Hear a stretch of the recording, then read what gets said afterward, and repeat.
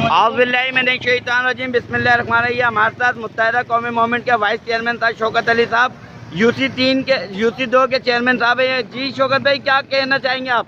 School के main road पर ये ट्रक बैठ गया था। तकरीबन 15 फीट गहरा खड़ा है। ये देख लीजिए आप। अल्लाह ना करे इलाके के लोगों ने यहाँ पर कुछ कचरा डालकर इसको बंद कर दिया है।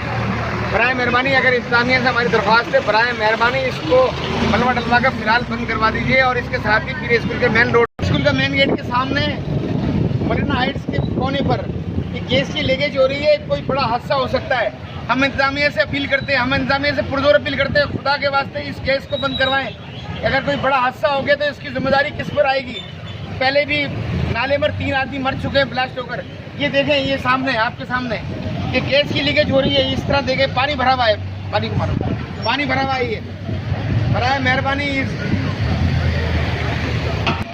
कल से अब तक हम तकरीबन 15-20 दफ़ा डिप्टी कमिश्नर और इनकी इंतजामिया को कह चुके हैं कि बराए मेहरबानी ये पानी निकलवा दें, ताकि ये गैस वाले बेचारे दोपहर सुबह से आगे बैठे हुए हैं, अपना काम कर सके और कोई बड़ा हादसा होने से बच सके।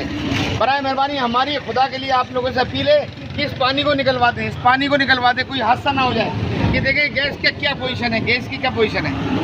गैस इस तरह निकल रही है जैसे कोई चश्मा फूटा है।